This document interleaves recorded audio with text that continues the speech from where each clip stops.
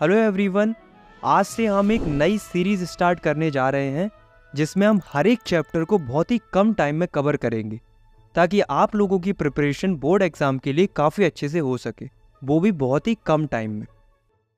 तो आज की वीडियो में हम पढ़ने वाले हैं क्लास 10th हिस्ट्री के फर्स्ट चैप्टर को, जिसका नाम है the rise of nationalism in Europe. देखो, हमारे चैप्टर की शुरुआत होती है 1848 से। 1848 में क्या होता है, फ्रेडरिक सोरियो नाम के एक फ्रांच आर्टिस्ट थे। तो उन्होंने क्या किया था, अपनी इमेजिनेशन से 4 पिक्चर्स बनाई थी जिनको बोला गया द पैक्ट बिटवीन नेशंस। जिसमें से ये जो पिक्चर आप देख रहे हो, इस पिक्चर में फ्रेडरिक सोरियो एक डेमोक्रेटिक एंड रिपब्लिक वर्ल्ड की कल्पना कर रहे हैं। देखो, इस पिक्चर को अगर आप ध्यान से देखोगे तो इसमें ये जो स्टैचू है वो है स्टैचू ऑफ लिबर्टी, जो कि आज़ादी को दर्शा रही है। इस स्टैचू के एक हाथ में टॉर्च है और दूसरे हाथ में ह्यूमन राइट्स का एक चार्टर है। और स्टैचू के सामने यानी कि जमीन पर मोनार्की सिस्टम या एब्सोल्यूट इंस्टीट्यूशंस बिखरे पड़े हुए हैं। मतलब जो राजाशाही चीज़ें थी, जैसे कि राजाओं के मुकुट, सिंहासन, उनके कपड़े, ये सब जमीन पर बिखरे पड़े हुए हैं। इसमें जो फ्रेडरिक सोरियो हैं वो लोगों को ये बताना चाह रहे हैं कि जो ये लंबी लाइन में अलग अलग नेशंस के लोग आ रहे हैं वो कैसे मोनार्की सिस्टम को डिस्ट्रॉय करते जा रहे हैं और स्टैचू ऑफ लिबर्टी यानी कि आज़ादी की तरफ बढ़ते जा रहे हैं। ये सब देखकर उनके जो गॉड है वो बहुत खुश हो रहे हैं और उन्हें ब्लेसिंग्स दे रहे हैं। तो ये तो केवल फ्रेडरिक सोरियो की एक कल्पना थी, लेकिन इस चैप्टर में हम वास्तव में जानेंगे कि कैसे यूरोप में अलग अलग जगहों पर लिबर्टी के लिए स्ट्रगल हुआ। साथ में हम ये भी जानेंगे कि यूरोप में नेशनलिज्म कैसे फैला, क्या क्या चेंजेस देखने को मिले, कैसे लोगों ने नेशनलिज्म के लिए स्ट्रगल किया, कैसे डायनेस्टिक रूल खत्म हुआ और कैसे नेशन स्टेट्स का एग्जिस्टेंस हुआ। तो चलिए स्टार्ट करते हैं।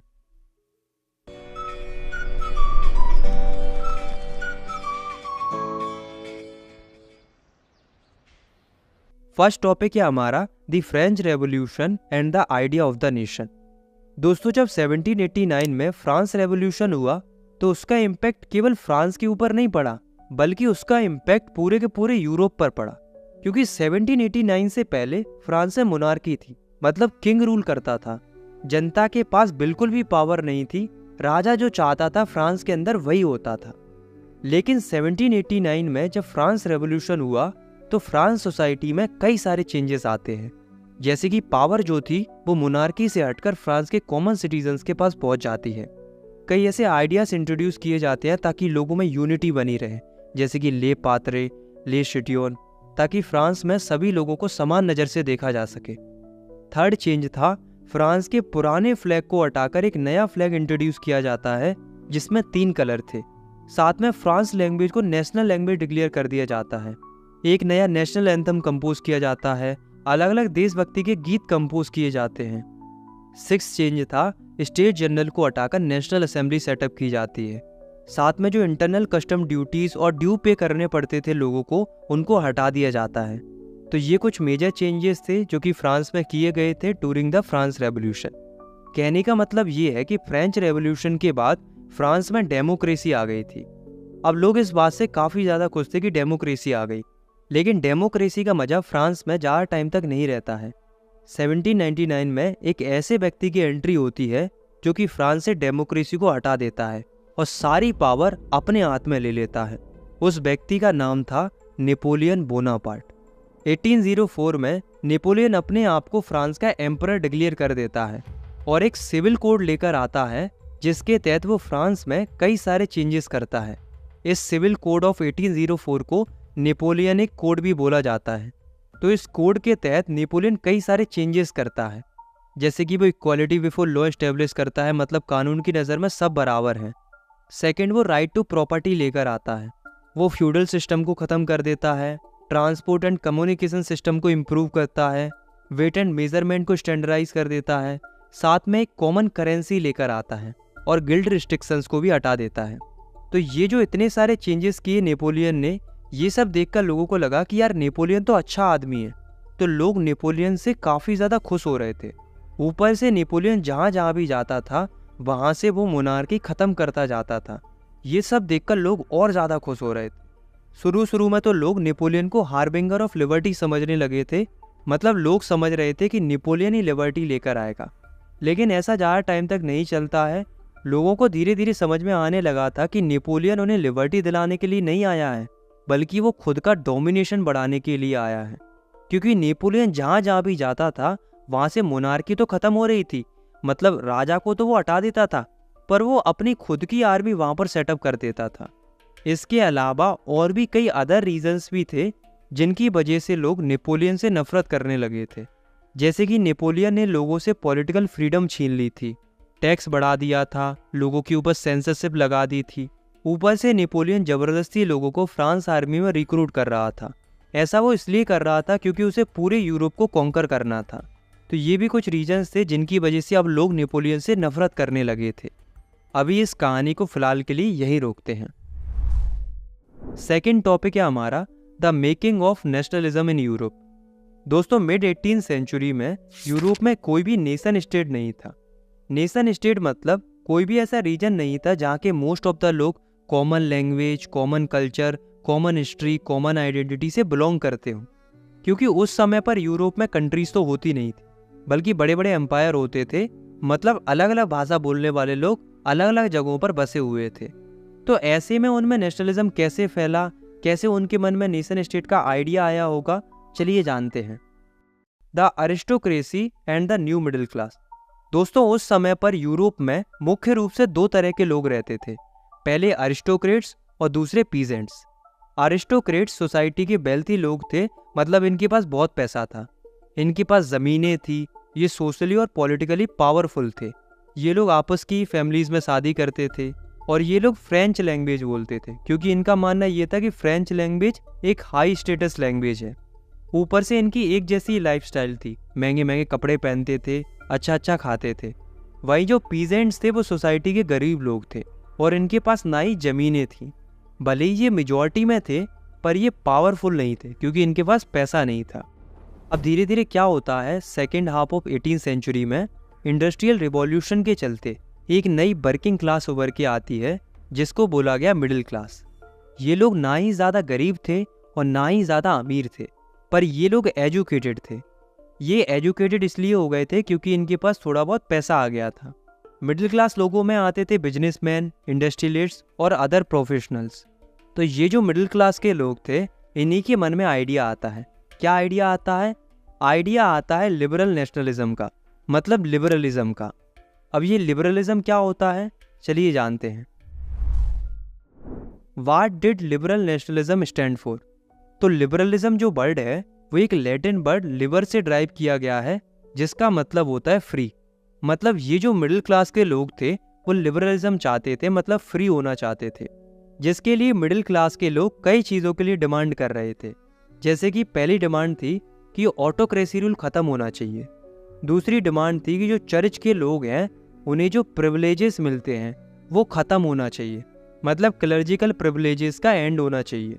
तीसरा, कॉन्स्टिट्यूशन होना चाहिए और एक रिप्रेजेंटेटिव फॉर्म ऑफ गवर्नमेंट होनी चाहिए, मतलब गवर्नमेंट जनता के द्वारा चुनी जानी चाहिए। तो ये सब चीज़ों के लिए मिडिल क्लास लोग डिमांड कर रहे थे। पर दोस्तों, पता है प्रॉब्लम कहाँ थी? प्रॉब्लम ये थी कि ये वोटिंग राइट्स की डिमांड तो कर रहे थे, पर केवल मेंस के लिए, वो भी ऐसे मेंस के लिए जिनके पास प्रॉपर्टी हो।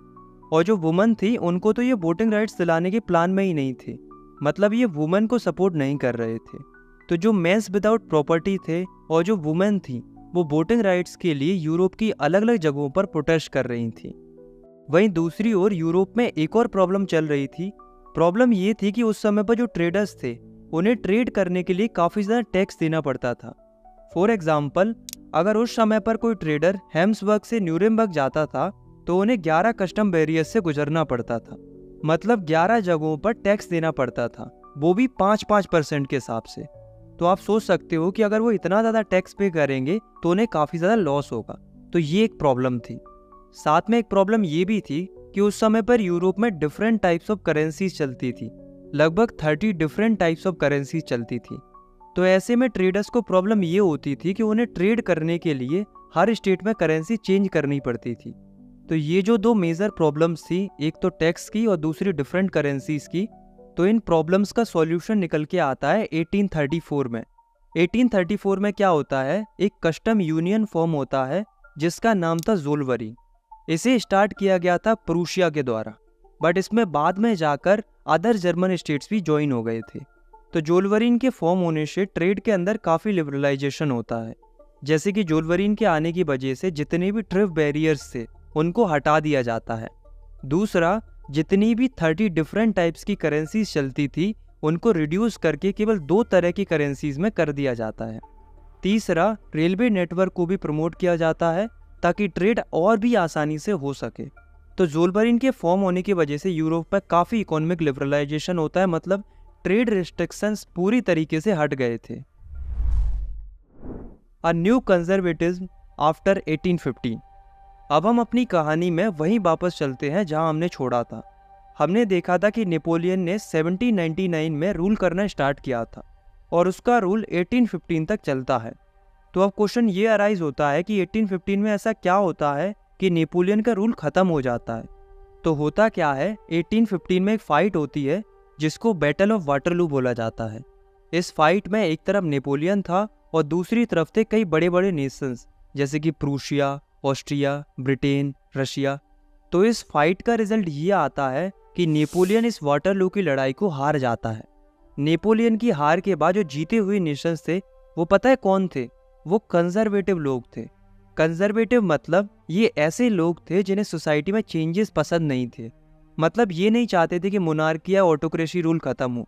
ये लोग चाहते थे कि यूरोप में फिर से मोनार्की आ जाए। इसीलिए ये लोग क्या करते हैं, कंजर्वेटिज्म लाते हैं। कंजर्वेटिज्म मतलब जो कुछ भी नेपोलियन ने किया था, जो भी चेंजेस किए थे यूरोप में, उन्हें हटाकर पहले जैसा कर देते हैं। मतलब नेपोलियन के चेंजेस को अंडू कर देते हैं। जैसे कि ये मोनार्की को वापस ले आते हैं, चर्च की पावर को रिस्टोर कर देते हैं, सोशल हिरार्की ले आते हैं, जैसे कि जो अपर क्लास लोअर क्लास का जो सिस्टम चलता था यूरोप में उसे फिर से रिस्टोर कर देते हैं। साथ में ये ऑटोक्रेटिक रूल को भी फिर से इस्टेब्लिश कर देते हैं। ऊपर से ये लोग सेंसरशिप भी लगा देते हैं, मतलब कोई भी इनके अगेंस्ट में ना ही लिख सकता था और ना ही छाप सकता था। इन सब के अलावा ये चारों नेशन एक ट्रीटी भी साइन करते हैं जो कि थी ट्रीटी ऑफ वेना। ये ट्रीटी 1815 में साइन की गई थी।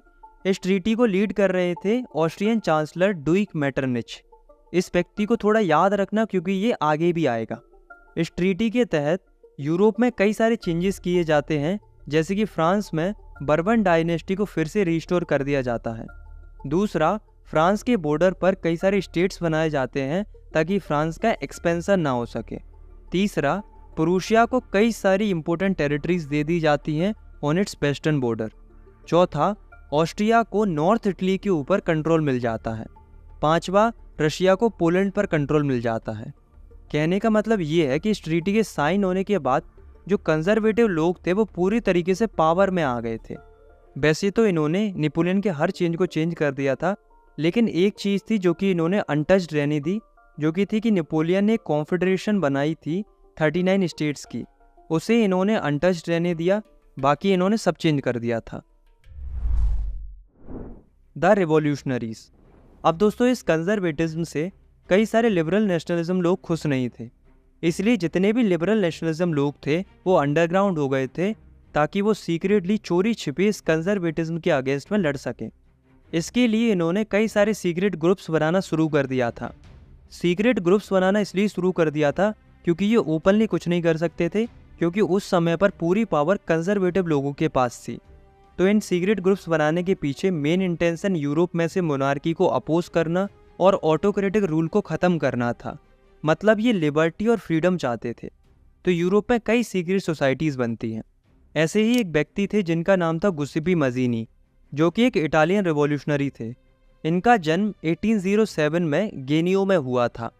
इन्होंने भी 2 अंडरग्राउंड सोसाइटीज़ बनाई थी। पहली थी यांग इटली इन मर्सेलिस और दूसरी थी यांग यूरोप इन बर्ने।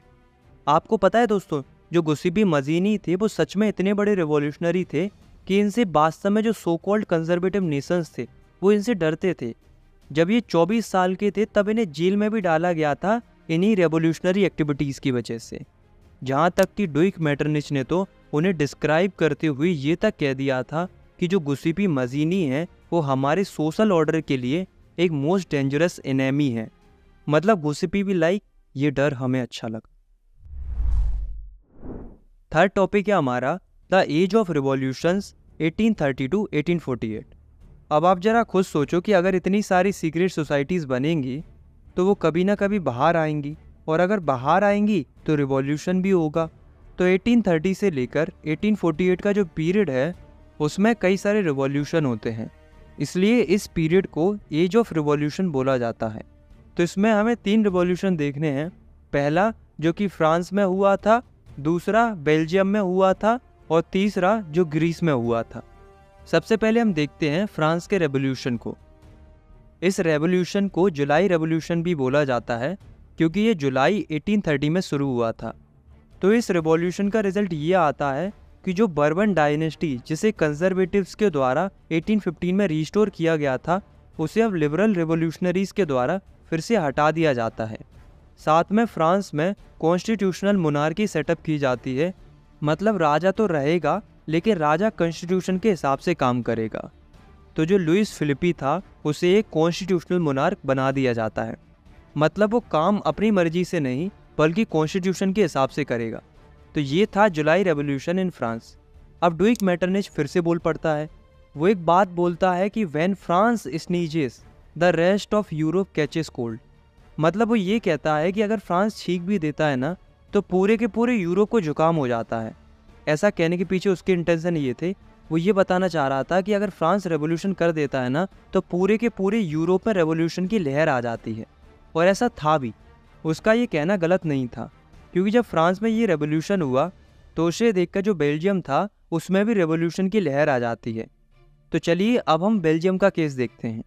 इसे आप एनिमेशन समझो, जैसे जो बेल्जियम था वो उस समय पर यूनाइटेड किंगडम ऑफ नीदरलैंड के कंट्रोल में आता था, मतलब उसका ही पार्ट था। और उस समय पर यूनाइटेड किंगडम ऑफ नीदरलैंड में मोनार्की रूल था, इसलिए बेल्जियम भी इससे अलग होना चाहता था। इसीलिए जब फ्रांस में जुलाई रेवोल्यूशन हुआ तो फ्रांस को देखकर बेल्जियम में भी रेवोल्यूशन हुआ, और इसका रिजल्ट ये हुआ कि बेल्जियम अपने आप को अलग कर लेता है यूनाइटेड किंगडम ऑफ नीदरलैंड से, मतलब वो अब आज़ाद हो जाता है। अब हम ग्रीक वॉर ऑफ इंडिपेंडेंस देखते हैं, मतलब अब हम ग्रीस के रेवोल्यूशन को देखते हैं। तो ग्रीस उस समय पर ऑटोमन एम्पायर का पार्ट था। तो जो ग्रीक लोग थे वो फ्रीडम चाह रहे थे, मतलब वो भी अपना एक अलग से नेशन स्टेट बनाना चाह रहे थे, जिसके लिए इन्होंने 1821 से ही इंडिपेंडेंस के लिए स्ट्रगल करना शुरू कर दिया था। पर दोस्तों ग्रीस के नेशनलिस्ट अकेले इस लड़ाई को नहीं लड़ रहे थे, बल्कि इनको कई वेस्ट यूरोपियन लोगों का सपोर्ट मिलता है, क्योंकि उनको भी ऐसा फील होता था कि ग्रीस को इंडिपेंडेंस मिलना चाहिए। साथ में कई सारे पोएट्स और आर्टिस्ट भी अपनी राइटिंग्स और पेंटिंग्स की मदद से लोगों को प्रेरित कर रहे थे स्ट्रगल करने के लिए। इन सब के कई सालों के स्ट्रगल के बाद फाइनली 1832 में एक ट्रीटी साइन होती है जिसका नाम था ट्रीटी ऑफ कॉन्स्टेंटिनोपल। इस ट्रीटी के साइन होने के बाद ग्रीस एक इंडिपेंडेंट नेशन बन जाता है। यहाँ से वॉर तो ख़त्म हो गई थी, लेकिन दोस्तों आपको पता है इस वॉर में ही एक व्यक्ति थे जिनका नाम था लॉर्ड बायरन। ये एक इंग्लिश पोएट थे, फिर भी ये ग्रीक वॉर ऑफ इंडिपेंडेंस लड़ रहे थे। ऐसा इसलिए क्योंकि इनके ग्रीक कल्चर के साथ काफ़ी ज़्यादा सेंटिमेंट्स जुड़े हुए थे, इसलिए ये भी इन्हें सपोर्ट कर रहे थे। इन्होंने कई सारे फंड्स ऑर्गेनाइज किए थे, साथ में ये वॉर लड़ने भी गए थे। पर अफसोस 1824 में ही एक फीवर के चलते बीच में ही इनकी डेथ हो जाती है, पर इस वॉर में इनका कंट्रीब्यूशन याद रखा जाएगा। The romantic imagination and the national feelings. अब आप लोग ये रोमांटिक वर्ड सुनकर दिल मिल बनाने मत लग जाना, इसका मतलब यहाँ अलग चीज़ के लिए है। चलो समझाता हूँ। दोस्तों आपको क्या लगता है कि जो नेशनलिज्म की फीलिंग्स थी, मतलब जो देशभक्ति की भावनाएं थी, वो लोगों में केवल वॉर और टेरिटोरियल एक्सपेंशन से आई थी? नहीं, बल्कि एक और चीज़ थी जिससे लोगों में नेशनलिज्म की फीलिंग जगाई जा रही थी, वो था कल्चर। इन लोगों को लगा कि हमें कल्चर के थ्रू लोगों में नेशनलिज्म की फीलिंग अराइज करनी चाहिए, लोगों को इमोशनली कनेक्ट करना चाहिए अपने कल्चर के साथ, ताकि उनमें नेशनलिज्म की फीलिंग जग सके। इसीलिए स्टार्ट हुआ रोमांटिसिज्म। रोमांटिसिज्म का मतलब होता है a cultural movement to develop a particular form of national sentiments, मतलब कोई भी ऐसा कल्चरल मूवमेंट जिसकी वजह से लोगों में अपने नेशन के प्रति प्यार पैदा हो, सेंटिमेंट्स जागरूक हो, इसी को रोमांटिसिज्म बोला जाता है। तो ऐसे कई सारे आर्टिस्ट थे जो रोमांटिसिज्म फैला रहे थे अपनी आर्ट्स, पोएट्रीज, स्टोरीज और म्यूजिक्स की मदद से। ऐसे ही एक रोमांटिक जर्मन फिलोसोफर थे जॉन गॉटफ्राइड। उन्होंने भी इसी कल्चर के ऊपर दो बहुत ही प्यारी बातें कही थी। पहली कि अगर आपको जानना है कि किसी नेशन का कल्चर कैसा है तो वो राजा महाराजाओं के महलों में पता नहीं चलेगा, बल्कि वो आम लोगों के बीच में रहकर पता चलेगा कि वहाँ का कल्चर कैसा है। चूँकि वो जर्मन फिलोसोफर थे, इसीलिए उन्होंने ये बात जर्मन कल्चर के कंटेक्स्ट में कही थी। दूसरी बात वो कहते हैं कि जो फोक सॉन्ग्स होते हैं, फोक पोट्रीज होती हैं और जो फोक डांसेस होते हैं, ये सब ट्रू स्पिरिट होते हैं नेशन के। इसीलिए उनका मानना ये था कि अगर नेशन बिल्डिंग करनी है तो लोगों को उनके फोक कल्चर से जोड़ना होगा। आया समझ में? अब दोस्तों ऐसा नहीं है कि लोगों में नेशनलिज्म की फीलिंग केवल कल्चर से ही जग रही थी, बल्कि लैंग्वेज ने भी काफ़ी इंपॉर्टेंट रोल प्ले किया नेशनलिस्ट सेंटीमेंट्स को जगाने के लिए। चलो इसका एक एग्जांपल देता हूँ, जिससे आपको पता चलेगा कि कैसे लोगों में लैंग्वेज की वजह से नेशनल सेंटीमेंट्स जागे। तो क्या हुआ था, एंड ऑफ 18th सेंचुरी में पोलैंड का मेजर हिस्सा रशियंस के कंट्रोल में आ गया था। अब देखो सीन क्या था, पोलैंड के लोग पोलिश भाषा बोलते थे, रशियन लोग रशियन भाषा बोलते थे। अब चूंकि जो पोलैंड का पार्ट था वो रसिया के ऑक्यूपेशन में था, तो उन्होंने क्या किया, पोलिश लैंग्वेज को स्कूलों से हटा दिया और सब जगह पर ज़बरदस्ती रशियन लैंग्वेज को इम्पोज करना शुरू कर दिया। पर पोलैंड के लोग अपनी पोलिश लैंग्वेज को छोड़ना नहीं चाह रहे थे, क्योंकि उनकी लैंग्वेज के साथ सेंटीमेंट्स जुड़े हुए थे। इसके लिए वो रशियन रूल के अगेंस्ट में 1831 में लड़ाई भी करते हैं, लेकिन अफसोस उन्हें दबा दिया जाता है क्योंकि रशियन रूल उस समय काफ़ी स्ट्रॉन्ग था। पर बात ये नहीं थी कि रिजल्ट क्या हुआ, बात तो ये थी कि कैसे एक लैंग्वेज भी लोगों में नेशनलिस्ट सेंटीमेंट्स को जगा सकती है। भले ही उन्हें सप्रेस कर दिया गया था, पर उनकी जो स्पिरिट थी अपनी लैंग्वेज के लिए, जो प्यार था अपनी कल्चरल लैंग्वेज के लिए, इसी को तो रोमांटिसिज्म बोला जाता है। इसीलिए जो रोमांटिक आर्टिस्ट थे वो अलग अलग चीज़ों को प्रोड्यूस करते थे, जैसे कि लिटरेचर, विजुअल आर्ट्स, म्यूजिक्स, ताकि लोगों में नेशनलिस्ट सेंटीमेंट्स जागरूक हो सके और उनमें नेशनलिज्म की फीलिंग बरकरार रहे। Hunger, hardship and the popular revolt. दोस्तों 1830s का जो टाइम पीरियड था वो यूरोप में ग्रेट इकोनॉमिक हार्डशिप लेकर आता है, क्योंकि इस समय पर पॉपुलेशन तेज़ी से बढ़ रही थी, जिस वजह से यूरोप के मोस्ट ऑफ द पार्ट्स में अनएम्प्लॉयमेंट भी तेज़ी से बढ़ रहा था। क्योंकि जिस हिसाब से पॉपुलेशन बढ़ रही थी उस हिसाब से जॉब्स नहीं बढ़ रही थी, मतलब लोगों के पास काम नहीं था करने को। इसीलिए ज़्यादातर जो लोग थे वो रूरल एरिया से निकलकर सिटीज़ में जाकर रहने लगते हैं, जिस वजह से सिटीज़ ओवर क्राउडेड हो गई थी और स्लम्स क्रिएट होने लगे थे। साथ में इसी टाइम पीरियड में लोगों की फसलें भी ख़राब हो गई थी, जिस वजह से यूरोप में फूड प्राइजेस भी तेज़ी से बढ़ रहे थे और लोगों को खाने के लिए भी स्ट्रगल करना पड़ रहा था। 1848 में फ्रांस के शहर पेरिस की हालत ऐसी हो जाती है कि लोग सड़कों पर आ जाते हैं और प्रोटेस्ट करने लगते हैं। ये देखकर जो रूलर था फ्रांस का, लुइस फिलिपी, वो अपनी पोजीशन छोड़ के भाग जाता है। राजा के भाग जाने के बाद अब सवाल ये था कि गवर्नमेंट कौन संभाले। तो फ्रांस को रन कराने के लिए एक नेशनल असेंबली फॉर्म होती है। नेशनल असेंबली के फॉर्म होने के साथ ही फ्रांस को एक रिपब्लिक नेशन डिक्लेयर कर दिया जाता है, जिसके बाद फ्रांस में 21 साल से ऊपर के सभी मेन को वोटिंग राइट्स मिल जाते हैं। साथ में राइट टू वर्क दिया जाता है, मतलब फ्रांस में सबके पास काम होगा। अब दोस्तों जब ये इकोनॉमिक हार्डशिप चल रही थी तब एक और रिवोल्ट देखने को मिला था, जिसे सिलेशिया रिवोल्ट बोला जाता है। सिलेशिया जो कि पोलैंड का एक रीजन है। तो इसमें क्या हुआ था कि कई सारे बीबर्स ने मिलकर कॉन्ट्रैक्टर्स के अगेंस्ट में रिवोल्ट कर दिया था। ऐसा उन्होंने इसलिए किया था क्योंकि कॉन्ट्रैक्टर्स ने इनकी चीज़ों के प्राइस गिरा दिए थे। आपको पता है कि उस समय पर इकोनॉमिक हार्डशिप चल रही थी, ऊपर से ये लोग गरीब थे। तो ऐसे में जब कॉन्ट्रैक्टर्स ने इनके प्राइजेस घटाए तो बीबर्स को गुस्सा आ गया, तो उन्होंने कॉन्ट्रैक्टर्स के घरों में जाकर तोड़फोड़ मचा दी और कॉन्ट्रैक्टर्स का सामान लूट लिया। फिर कॉन्ट्रैक्टर्स ने आर्मी का सपोर्ट ले लिया और एट दी एंड इस रिवोल्ट में 11 बीबर्स मारे गए थे। तो ये था सिलेशिया रिवोल्ट। इस सिलेशिया रिवोल्ट की पूरी कहानी एक जर्नलिस्ट ने डिस्क्राइब की थी, जिनका नाम था विलियम वुल्फ। आया समझ में? 1848 the revolution of the liberals. अब दोस्तों जब सभी लोग रिवॉल्यूशन कर रहे थे तो मिडिल क्लास लोग कैसे शांत रह सकते थे? तो जो मिडिल क्लास लोग थे वो भी 1848 में रिवॉल्यूशन कर रहे थे। और ये क्यों कर रहे थे? क्योंकि ये नेशन स्टेट इस्टेब्लिश करना चाह रहे थे। दूसरा, ये पार्लियामेंट्री प्रिंसिपल्स की डिमांड कर रहे थे। पार्लियामेंट्री प्रिंसिपल्स मतलब कॉन्स्टिट्यूशन होना चाहिए, फ्रीडम ऑफ प्रेस होना चाहिए, फ्रीडम ऑफ एसोसिएशन होना चाहिए। तो इन सब चीज़ों की डिमांड कर रहे थे मिडिल क्लास लोग। अब हम दोस्तों जर्मन रीजन की बात करते हैं। तो जर्मन रीजन के जो मिडिल क्लास लोग थे वो इन्हीं डिमांड्स को पूरा करने के लिए एक ऑल जनरल नेशनल असेंबली बनाते हैं, जिसमें वो 831 मेंबर्स को इलेक्ट करते हैं। तो ये जो 831 मेंबर्स थे वो 18 मई 1848 में फ्रैंकफर्ट पार्लियामेंट में इकट्ठे होते हैं। वैसे पता है ये एक चर्च था जिसका नाम था सेंट पॉल, तो उसी को इन्होंने पार्लियामेंट बना दिया था। तो ये सब इकट्ठे होते हैं और एक कॉन्स्टिट्यूशन ड्राफ्ट करते हैं जर्मन नेशन के लिए। पर दोस्तों जो ये कॉन्स्टिट्यूशन ड्राफ्ट किया था उसमें प्रॉब्लम हो गई थी।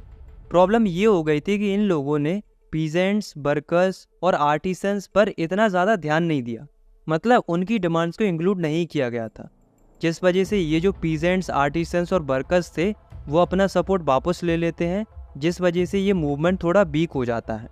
लेकिन फिर भी ये मिडिल क्लास के लोग जाते हैं प्रूशिया के राजा के पास अपना कॉन्स्टिट्यूशन लेके, जिसमें वो डिमांड करते हैं राजा से कि आप ये कॉन्स्टिट्यूशन एक्सेप्ट करो, मतलब आप कॉन्स्टिट्यूशन के हिसाब से काम करो।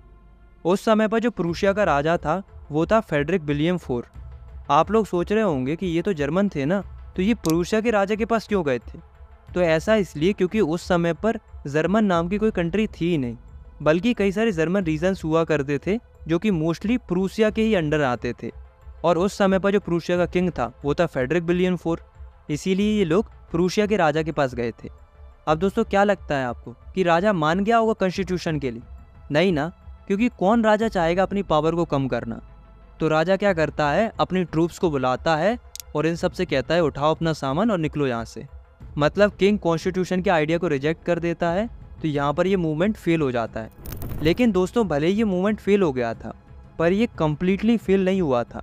इस मूवमेंट की वजह से जो यूरोप के अलग अलग मोनार्क थे उन्हें एक चीज़ समझ में आ गई थी कि वो ज़्यादा टाइम तक इन लिबरल्स लोगों को रोक नहीं पाएंगे, कभी ना कभी तो ये मिडिल क्लास लोग जीत ही जाएंगे। तो इस डर से इन्होंने थोड़ा थोड़ा कंसेशन देना स्टार्ट कर दिया था। जैसे कि इन्होंने पहला सेल्फडम और बाउंडेड लेबर को अबॉलिश कर दिया हैब्सबर्ग डोमिनेशन से और रसिया से। दूसरा, हंगेरियंस को ऑटोनॉमी ग्रांट कर दी जाती है इन 1867। नेक्स्ट टॉपिक है हमारा the making of Germany and Italy. इस टॉपिक में हम ये जानेंगे कि जर्मनी और इटली कैसे बने थे। हम इनकी यूनिफिकेशन प्रोसेस को देखेंगे, साथ में हम ब्रिटेन की यूनिफिकेशन को भी देखेंगे। तो सबसे पहले शुरुआत करते हैं जर्मनी की यूनिफिकेशन से। Germany can the army be the architect of a nation. तो अभी अभी हमने एक स्टोरी सुनी थी जिसमें जो लिबरल लोग थे वो 1948 में अपना कॉन्स्टिट्यूशन का आइडिया लेकर राजा के पास गए थे, पर राजा ने उसे रिजेक्ट कर दिया था, मतलब ये मूवमेंट फेल हो गया था। तो अब सवाल यह आता है कि फिर जर्मनी कैसे यूनिफाई हुआ होगा। देखो, इसे आप एनिमेशन से देखो। जैसे पहले क्या था कि कई सारे छोटे छोटे जर्मन स्टेट्स थे, और जो प्रूशिया था वो एक बड़ा जर्मन स्टेट था, मतलब एक बड़ा एम्पायर था। तो जो प्रूशिया था उसने सोचा कि वो खुद ही अब जर्मनी को यूनिफाई करेगा ताकि वो अपना पॉलिटिकल डोमिनेशन बढ़ा सके और एक पूरा एक बड़ा सा जर्मन नेशन बना सके। इस समय पर जो प्रूशिया का राजा था वो था विलियम फर्स्ट। अब आप लोग कहोगे कि राजा तो विलियम फोर था, तो विलियम फर्स्ट कैसे राजा बन गया? तो ऐसा इसलिए क्योंकि विलियम फोर की बीच में ही डेथ हो गई थी, फिर उसके बाद विलियम फर्स्ट को राजा बनाया गया था। अब ये जो नया राजा था प्रूशिया का, विलियम फर्स्ट, वो थोड़ा समझदार था। उसने सोचा कि वैसे ही लिबरल लोग रुकेंगे तो है नहीं जर्मनी को यूनिफाई किए बिना, तो इससे अच्छा उसने सोचा कि मैं ही जर्मनी को यूनिफाई करता हूँ, मतलब उसे एक नेशन स्टेट बनाता हूँ। तो राजा अपने चीफ मिनिस्टर को बुलाता है। उस समय पर राजा का जो चीफ मिनिस्टर था वो था ओटो वन बिस्मार्क। तो राजा उससे कहता है कि जाओ जितने भी ये छोटे छोटे जर्मन स्टेट्स हैं उन्हें प्रूशिया के साथ यूनिफाई करो और एक बड़ा सा जर्मन स्टेट बनाओ। सिंपली जर्मनी को यूनिफाई करने की रिस्पॉन्सिबिलिटी अब ऑटोमन बिस्मार्क को दे दी गई थी। तो ऑटोमन बिस्मार्क और प्रूशिया की आर्मी और ब्यूरोक्रेसी मिलकर कई वॉर्स लड़ती है ऑस्ट्रिया, डेनमार्क और फ्रांस के अगेंस्ट में। इनसे क्यों लड़ती है? क्योंकि यही वो नेशंस थे जो कि कई सारे जर्मन रीजन्स के ऊपर कब्जा किए हुए थे। इसीलिए इन तीनों के अगेंस्ट में ये वॉर्स लगभग 7 सालों तक चलते हैं। आखिर में प्रूशिया ये वॉर्स जीत जाता है और जितने भी जर्मन स्टेट्स थे उन्हें शामिल कर लिया जाता है और एक बड़ा जर्मन नेशन बनाया जाता है। तो इस तरीके से जर्मनी का यूनिफिकेशन प्रोसेस कंप्लीट हो जाता है और फाइनली जनवरी 1871 में विलियम फर्स्ट को पूरे जर्मनी का एम्परर डिक्लेयर कर दिया जाता है। आया समझ में? तो ये था जर्मनी का यूनिफिकेशन। अब हम पढ़ते हैं इटली के यूनिफिकेशन को। Italy unified. उस समय पर जो इटली था वो 7 अलग अलग स्टेट्स में बटा हुआ था, जिसमें ये जो स्टेट आप देख रहे हो वो है सर्डेनिया पिडमोंट। केवल यही वाला रीजन इटली प्रिंसली हाउस के कंट्रोल में था। बाकी बचा हुआ इटली का सारा रीजन अलग अलग पावर्स के कंट्रोल में था। जैसे कि जो नॉर्थर्न रीजन था उसमें ऑस्ट्रियन हैब्सबर्ग अंपायर रूल करता था, सेंटर का जो रीजन था उसमें पोप रूल करता था, और जो सदर्न रीजन था उसमें bourbon Kings of Spain rule करता था। अब दोस्तों, मैंने आपको एक व्यक्ति के बारे में बताया था जिनका नाम था गुस्सीपी मजीनी। इन्होंने 2 सीक्रेट सोसाइटीज़ बनाई थी, यंग इटली और यंग यूरोप नाम से। आपको पता है दोस्तों, ये इटली को यूनिफाई करना चाहते थे, लेकिन अफसोस ये इटली को यूनिफाई नहीं कर पाते हैं, ये फेल हो जाते हैं। लेकिन दोस्तों, जो सर्डेनिया पिडमोंट था उसका जो किंग था वो था विक्टर इमैनुअल सेकंड।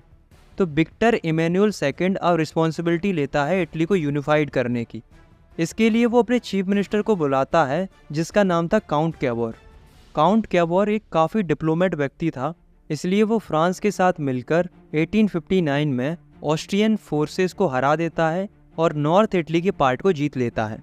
इसके बाद साउथ वाले रीजन को जीतने के लिए कैवोर को सपोर्ट मिलता है गुस्सीपी गरीबाल्डी का। इनकी काफ़ी बड़ी वॉलंटियर्स की आर्मी थी, जिनकी मदद से 1860 में साउथ वाले पार्ट को भी जीत लिया जाता है। अब बचा सेंटर वाला रीजन। तो सेंटर वाले रीजन पर पॉप का कंट्रोल था। अब ये देखकर कि नॉर्थ और साउथ वाला रीजन दोनों इटली के कंट्रोल में आ गए हैं, तो पोप वाले लोग वैसे ही डर जाते हैं और सरेंडर कर देते हैं। और फाइनली 1861 में इटली कम्प्लीटली यूनिफाइड हो जाता है और विक्टर इमैनुअल सेकंड को पूरी इटली का किंग बना दिया जाता है। The strange case of Britain. तो अभी तक हमने जर्मनी के यूनिफिकेशन को देख लिया और इटली के यूनिफिकेशन को देख लिया, लेकिन अब हम देखते हैं ब्रिटेन के यूनिफिकेशन को। देखो, ब्रिटेन के यूनिफिकेशन को स्ट्रेंज केस बोला गया है। ऐसा इसलिए क्योंकि ब्रिटेन का यूनिफिकेशन एक लंबी प्रोसेस में हुआ था। ऐसा नहीं हुआ था कि अचानक से रिवॉल्ट या वॉर कर दिया हो, इसलिए इसे स्ट्रेंज केस बोला जाता है। देखो कैसे हुआ था। पहले जो ब्रिटेन था वो 4 अलग अलग पार्ट्स में बटा हुआ था। ये था स्कॉटलैंड, ये था इंग्लैंड, ये था वेल्स और ये था आयरलैंड। इन सभी स्टेट्स में अलग अलग इथनिक आइडेंटिटीज़ वाले लोग रहते थे। जैसे कि स्कॉटलैंड में स्कॉट लोग रहते थे, वेल्स में वेल्स लोग रहते थे, इंग्लैंड में इंग्लिश लोग रहते थे और आयरलैंड में आयरिश लोग रहते थे। अब दोस्तों, जो वेल्स था वो तो 1565 से इंग्लैंड का ही पार्ट था। इंग्लैंड में पहले पावर मोनार्की के पास थी, लेकिन 1688 में मोनार्की की पावर को सीज कर दिया जाता है और सारी पावर इंग्लिश पार्लियामेंट के पास आ जाती है। तो अब इंग्लैंड क्या सोचता है कि क्यों ना इन सारी आसपास की टेरिटरीज़ को कैप्चर किया जाए और एक बड़ा इंग्लिश नेशन बनाया जाए। तो इसके लिए सबसे पहले इंग्लैंड स्कॉटलैंड को टारगेट करता है, जिसके लिए 1707 में स्कॉटलैंड के साथ एक एक्ट ऑफ यूनियन साइन किया जाता है, जिसके बाद स्कॉटलैंड और इंग्लैंड एक हो जाते हैं और बनाते हैं United kingdom of great Britain. अब बारी थी आयरलैंड की। तो आयरलैंड में क्या था कि 2 तरह के लोग रहते थे, कैथोलिक्स और प्रोटेस्टेंट। कैथोलिक मेजॉरिटी में थे, प्रोटेस्टेंट माइनॉरिटी में थे। ये दोनों ग्रुप्स के बीच में हमेशा टेंशन बना रहता था। तो इंग्लैंड इसी बात का फ़ायदा उठाता है और प्रोटेस्टेंट्स को सपोर्ट करने लगता है ताकि वो इनको डोमिनेट कर सके। इसके विरोध में कई सारे कैथोलिक्स इसका अपोज करते हैं। इनफैक्ट एक व्यक्ति थे जिनका नाम था वोल्फ टॉन। इन्होंने 1778 में इसके अगेंस्ट में रिवोल्ट भी किया था, पर इन्हें दबा दिया गया था। और फाइनली 1801 में आयरलैंड को भी फोर्सफुली ब्रिटेन के कंट्रोल में ले लिया जाता है। फिर एक नया ब्रिटिश नेशन बनता है जिसमें ब्रिटिश फ्लैग था, नेशनल एंथम था, इंग्लिश लैंग्वेज थी और इन सबको प्रमोट किया जाने लगा। नेक्स्ट टॉपिक है हमारा visualizing the nation. 18th and 19th century में जो आर्टिस्ट होते थे उन्होंने सोचा कि क्यों ना नेशंस को विजुलाइज किया जाए, मतलब नेशंस को रूप दिया जाए, उनका पर्सोनिफिकेशन किया जाए। फॉर एग्जाम्पल, इसे अगर हम अपने देश के साथ रिलेट करें तो हमारी इंडिया को किससे रिप्रेजेंट किया जाता है? भारत माता से। और क्यों किया जाता है? ताकि हम जब भी भारत माता को देखें तो हमारे अंदर नेशनल सेंटीमेंट्स जागे, मतलब देशभक्ति की भावना पैदा हो और हम सबको ये लगे कि हम सब एक हैं और भारत माता हम सबकी माता है। ठीक इसी तरीके से जो यूरोप के अलग अलग आर्टिस्ट थे उन्होंने भी अपने अपने नेशंस को रूप देना स्टार्ट कर दिया, अलग अलग फीमेल फिगर्स के थ्रू, जिन्हें एलोगोरीज बोला जाता है, ताकि लोगों में नेशनलिज्म की फीलिंग्स जागे जब भी वो इन एलोगोरीज को देखें। जैसे कि फ्रांस की एलोगोरी बनाई गई थी मेरियन और जर्मनी की एलोगोरी बनाई गई थी जर्मेनिया। तो इस तरीके से नेशंस को विजुलाइज किया गया था। लास्ट टॉपिक है हमारा नेशनलिज्म एंड इंपीरियलिज्म। दोस्तों 19वीं सेंचुरी के एंड तक जो नेशनलिज्म की फीलिंग थी वो इंपीरियलिज्म में कन्वर्ट होने लगती है। इंपीरियलिज्म का मतलब होता है एक ऐसी सिचुएशन जिसमें एक बड़ा नेशन छोटे छोटे नेशंस को कैप्चर करने लगता है ताकि वो अपनी टेरिटरीज को एक्सपेंड कर सके और अपनी पावर को बढ़ा सके। इसी को बोला जाता है इंपीरियलिज्म। तो इसी इंपीरियलिज्म के ऊपर एक केस स्टडी है जो कि है बाल्कान्स रीजन की, जहां हमें इंपीरियलिज्म देखने को मिला था। तो होता क्या है, बाल्कान्स एक जगह थी यूरोप के अंदर जो कि ऑटोमन एम्पायर के अंदर आती थी। बाल्कान्स रीजन्स के अंदर कई सारे स्टेट्स आते थे जैसे कि Romania, Bulgaria, Albania, Greece etcetera. तो क्या हुआ, जो ऑटोमन एम्पायर था वो धीरे धीरे कमज़ोर होने लगा था, मतलब उसका डिसइंटीग्रेशन हो रहा था, जिस वजह से जो बाल्कान्स रीजन्स के स्टेट थे वो अपने आप को इंडिपेंडेंट करने लगे, मतलब अपने अपने अलग अलग नेशंस बनाने लगे।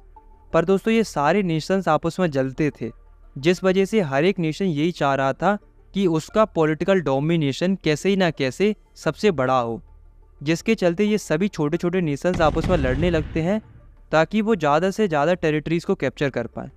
इन सब को देखकर कई बड़े बड़े नेशंस जैसे कि रसिया, फ्रांस, जर्मनी, ब्रिटेन, ये सब भी इस लड़ाई में शामिल हो जाते हैं और फिर देखने को मिलता है फर्स्ट वर्ल्ड वॉर। बाद में इस वॉर के ख़त्म होने के बाद कई सारे एंटी इंपीरियल मूवमेंट भी चलाए जाते हैं, क्योंकि एट दी एंड सबको समझ में आ जाता है कि नेशनलिज्म तो अच्छा है, पर जब ये नेशनलिज्म इंपीरियलिज्म में बदल जाता है तो वो किसी भी कंट्री के लिए अच्छा नहीं होता, क्योंकि इंपीरियलिज्म के चलते वर्ल्ड वॉर फर्स्ट देखने को मिला जो कि एक बहुत बड़ा डिजास्टर था। बाद में जाकर धीरे धीरे लोगों में नेशनलिज्म की फीलिंग फिर से जागती है, क्योंकि जिन कंट्रीज़ के ऊपर कब्जा किया गया था अब उनको आज़ादी चाहिए थी। तो आज के लिए इस वीडियो में केवल इतना ही। मिलते हैं इस सीरीज़ की नेक्स्ट वीडियो में। आप चाहें तो इस वीडियो को लाइक कर सकते हो और इस चैनल को भी सब्सक्राइब कर सकते हो ताकि आपसे इस सीरीज़ की कोई भी वीडियो मिस ना हो। तब तक के लिए टेक केयर, बाय बाय।